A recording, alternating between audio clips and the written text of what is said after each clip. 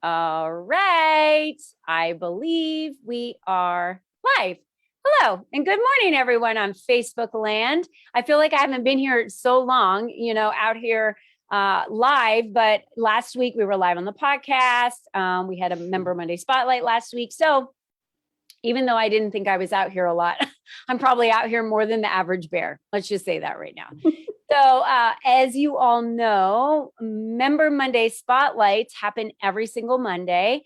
And I'm so happy to have Lori Osborne with us today with BizBolster Web Solutions. Welcome, Lori. Thank you very much. Happy to be here. Yeah, it's so good to have you. So, for all of you that are wondering what's Member Monday Spotlights, this is where we bring our members forward and we interview them every Monday so that they can bring free advice to you, teach you something, and we can learn all about new tools to put in our toolbox, as I like to say, because as entrepreneurs, we constantly need to be learning so we can become the best leaders possible in our industry. So that's why Lori's here today to talk to us more about pretty much our brand, our website, why having a functional website is so important, why having a website that can be, I'm going to use this seen, quote unquote, seen, is important. And I'll even share my quick little story. The website that I have that I built for Lead Up for Women, this is our second version. We're now working on a third for this reason. My website isn't very seen in the Google land or whatever you call it, right? On Google. So you have to literally type in my entire Lead Up for Women for it to come up. It doesn't rank high on SEO. It's not ranking, on the first page on Google if you just type in Lead Up or women's organization or something like that. So that's why we're in this process of redoing this. And there's so much more that Lori is going to be helping me with to plug some holes on our back end. But Lori is, like, to me, the expert in when it comes to websites, when it comes to knowing, man, you're just so smart when it comes to knowing what we need to have. That's so simple, but we don't know what we don't know, right, Lori? We just, as entrepreneurs, we're out there doing our thing and selling our business and, getting clients and selling our products that we don't realize how much we're missing out on by not focusing on understanding the back end of our website. So let's talk about functional. What does that mean to have a functional website or a website out there that can be seen? Or talk to me about the website itself to get us started. Well, I think there's a couple of things in being functional. One, functional is more than just looking good. I feel like that's what most web designers focus on. And it's important, obviously, to look good and represent your brand and all of that. But if it just looks good and it doesn't attract prospects and convert those prospects to clients, it's not functional. The purpose of your website is to get more business and to get people into your business looking at you and what you do. So that's the first piece of functional. The second piece of functional is being found. If you're out there in La La Land, in the world of the web, and you give people your website address, that's great. You're going to do that all the time, but you don't want to just be found by people that you directly interact with. You want to be found by the rest of the world, or even a third connection. If someone says, oh, I know of this company, and I think this is their name and this is what they do, well, you would like them to be able to type in those things and find you. And that's all part of SEO. And the functioning of SEO is doing those things on the back end to show up when people are looking for the services and products you offer. So I was thinking of something really funny when you said, if you look good, if the website looked good, but it's not functional, it doesn't matter. I kind of pictured like a model on a runway. If she looks good, but she doesn't know how to walk the runway and she stumbles or falls, or no one's really going to pay attention to anything she has on to sell the clothes, right? They're selling the clothes they have on. They're only going to remember that she fell. So, and that's just what came to my head. I know that's so weird. I love it. But it's the truth, right? We can look the part. Your website can dress the part. You can look the part, but if it's not converting, it's a waste of time and money to have it out there. If it's not drawing people to your website because they're not seeing you places, then it's not functional. It just looks good. And by the way, that does not do anything for your sales. I just want everyone to hear that. It does not do anything for your sales if you have the best looking website, but you get 0 customers downloading anything from it, clicking on anything, converting to anything. It's useless. You spend all that money for nothing, essentially, right? Absolutely. So great. Let's get into the details now. How do I know if my website's functional? What are some key things that would tell me it's functional, or how would I know what to put on the back end to get it to rank with what Google's looking at? What are some key things that are pretty basic, Lori, that you work with on just about every website that could be easy for us to manage? Well, on that first functional piece, just what you just said, you need to have something, a freebie of some kind, so that when people come to your website, they engage. You want their email address, but you don't want to just say, hey, give me your email address, because nobody's going to want to do that. And people are hesitant if you don't give them something in return that is valuable to them. So you want to give them an easy yes, give them that first step to get in the door. So some kind of download, some kind of freebie, whether it be a checklist, a video guide, an ebook, anything, that even a coupon if you have products, something that they are going to want. I'm sure you see coupons all the time.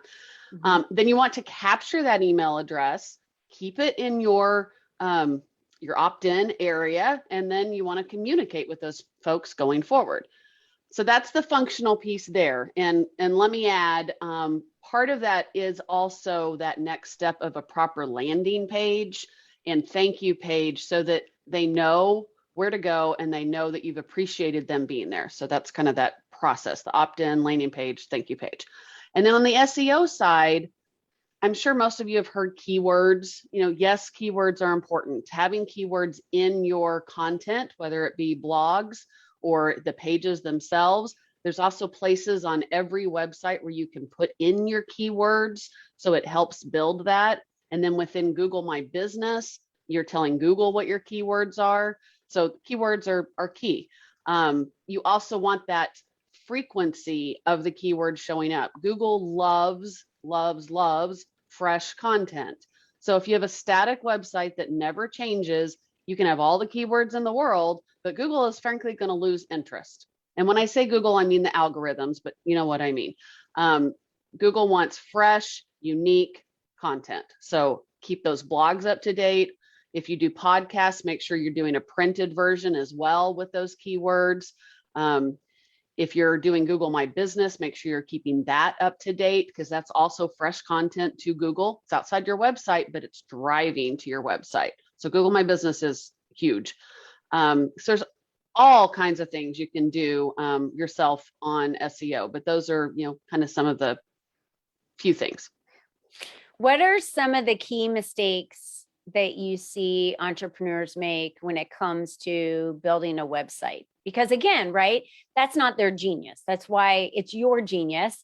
That's why people hire you to take care of build their websites, landing pages, opt-in pages.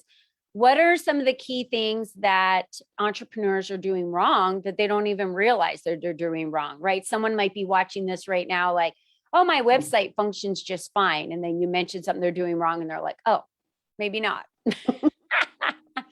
Well, there's one thing I'm going to mention that I see individuals and web designers do frequently that is awful, and that's security.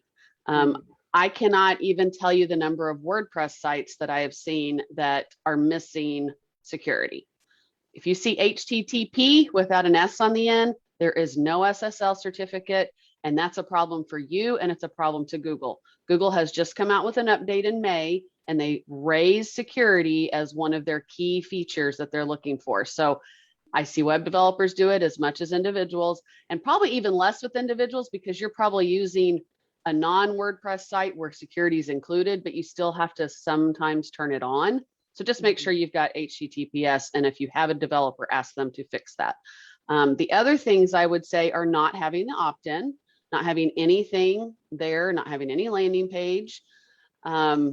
And then I would say, I just had something else in my mind and I lost it. I was so up on the security that I forgot. I would say, well, one thing that I just thought of while you're getting your train of thought back for that happens to us all the time. I would say the one thing that is a waste of time for people's websites is when I go there and there's no call to action anywhere for me to do anything. Yes. So it's like just this nice site and you can go around and look at it all. I don't care if you're a photographer or an artist and you're showing off your art. There needs to be a call to action of something I can get in contact with you, that I can see galleries, that it's like, I can find out more about your pricing. What is it that you want me to do on your website? What do you want your consumer to do on your website? And then when they do that and you collect their information, the follow-up and the follow-through on the nurturing of those, it just seems to fall flat. There's so many websites that I'll download something and then I'd never get another email from them ever. It's like they just drop off the face of the earth. There's no nurturing sequence that happens. And why spend all that time and money building this beautiful site and getting out there and doing everything you do to sell? Then people come to your website, they do what you've asked them to do, and then they never hear from you again. Yes. Such a waste of time, right? Absolutely. That is huge. Yes. Yeah. And I would say the other thing, I am huge on consistency and brand consistency. So I see a lot of websites that are just disjointed, where you have like a different theme or a different fonts or different colors on every page, that it just looks disorganized and disjointed. You need consistency, and the brand being pulled in is gigantic. The brand should all be fluent with your logo, with what your client needs to see and what they're going to be attracted to. But all around your brand. It's all around brand building. Yeah, I totally agree with that. You need to be consistent in your brand no matter what. You've got to be consistent in your brand. That's a huge one for sure. So talk to me about the brand consistency then for people. Is it when they go, or this would be a good one. So many people put links on their websites that lead people away from their website. Have you noticed that? Instead of keeping them in their website, so they'll put links, and then instead of, they'll do a link to Amazon or a link to an article that takes them to YouTube or Google or somewhere else, instead of taking them to your blog because you put the article on your blog. You want to keep them in your website. So many people take them outside of their website. That's a huge mistake too, wouldn't you say? It is. There is a place for it. Especially like when we're supporting other businesses. Like I have a lot of backlinks to other businesses on my website in support of them and in partnership. And in return, I would like the same from them. But yes, when you've got a blog, or when you're trying to gather someone's attention, like let's say you've got right there on your homepage and you're talking about your offers or things that you're doing or your download, you definitely want to keep it within. Now, some of the challenge, back to SEO, some of the challenge with things like videos, a lot of platforms want you to support videos on another platform like YouTube or Vimeo. I always forget the name. Vimeo. Vimeo. It's that Venmo and Vimeo, I swear. Yeah. A lot of platforms, and you often don't want to store all of your videos on your website because of the drain on speed, which is another thing that Google looks for. So it's kind of a trade-off in the importance there, but there are workarounds as well. But yeah, you want to keep people within your site as much as possible. And you want to, and if you're going to take them to a YouTube site that's yours, then you're going to want to ask them, well, if they're watching a video that's yours that you've uploaded, to have them subscribe and become a subscriber of yours, right? So that's another area where you can get more followers and more audience members looking at what you're doing. And now the next time you upload a video, they're going to be notified of that. So absolutely, that you can capitalize on both of those things. And I'm glad you touched on speed, because not a lot of people wait for a website to load. And if you're waiting for a website to load and it takes longer than a few seconds, usually we're like out. Yes. I'm already moved on. I don't have time. Yes. I think something's like wrong with my phone because it's taking forever to load. And I guess that should be the other piece, is have it mobile friendly for that format, because more people are looking at things on their phone than they are on their computers. Yep. Absolutely. And it doesn't matter what industry you're in, mobile numbers are far above desktop numbers. So that is another thing that Google has, in May, when they made their changes, they made everything more user-friendly. Everything user-friendly related moved to the top of what they're looking for. So yes, mobile-friendly, speed, security, even things like pop-ups on your mobile. Google doesn't want anything blocking content. So a pop-up on a mobile completely blocks everything and it will reduce your SEO numbers. So you have to consider, is it worth it for that pop-up when I'm also, I have one client that said, no, I want the pop-up more than I want SEO. Okay, I don't recommend it. There are other ways to get them to their call to action without it popping up and blocking your content and hurting your SEO. Something new I just learned today. See, I didn't know that. I did not know that. And I have a pop-up on my website. See, something I didn't know. Now I know. This Must is have why I forgot learned it the from last two best. times. I learned from the best. So you guys should too. And Lori, I know you have a lot of opportunities on your website for free downloads for our community. So talk to us about what are some that you would recommend that you can put some links for them to go check out today. If you just go to my homepage, bizbolster.com, I have two things. I have a free SEO audit. It's just a simple audit. You plug in the numbers or plug in the information. And then I also have a download, 10 things that you can do to improve your SEO. And they're all things that are pretty easy. And I won't say immediate because the other thing to keep in mind with SEO is it takes time. It's usually 3 to 6 months, but there are things that you should be doing today to start improving on your SEO. So that's a free download on my website. And I will drop the website in the chat as well. Yeah, and these are simple things that you can do yourself that you don't have to hire somebody to do. And I think that's the other important piece to recognize is you can do these yourself. You don't have to hire someone to do it for you. However, if you have an assistant that works with you that does a lot of these pieces for you, make sure you're sending them that list and having them go through the checklist and figuring out what you guys need to do and verifying that you have all of these in place already. And the ones that you're missing, go refresh your content on your website. If you're not doing it weekly or regularly, go refresh your content on Google My Business, like you just said, adding a photo up there or updating some information is smart to do, making sure you have all the fields filled in. So Lori, thank you so much for bringing your genius to us today on this Member Monday Spotlight.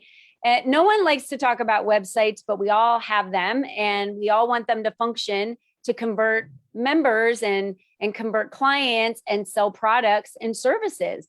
And the only way to have it do that is if you really follow the path to success of what you need to do for that. And Lori just gave you several tips today, and she has more tips coming up for you to download. And I can tell you that she's taught one of our Teaching Tuesdays in the member group, and everyone just thought it was one of the best ones that they had ever attended. They loved it. So again, it's easy, tangible, actionable pieces that you can put in place to help you be found and be seen in the world web out there.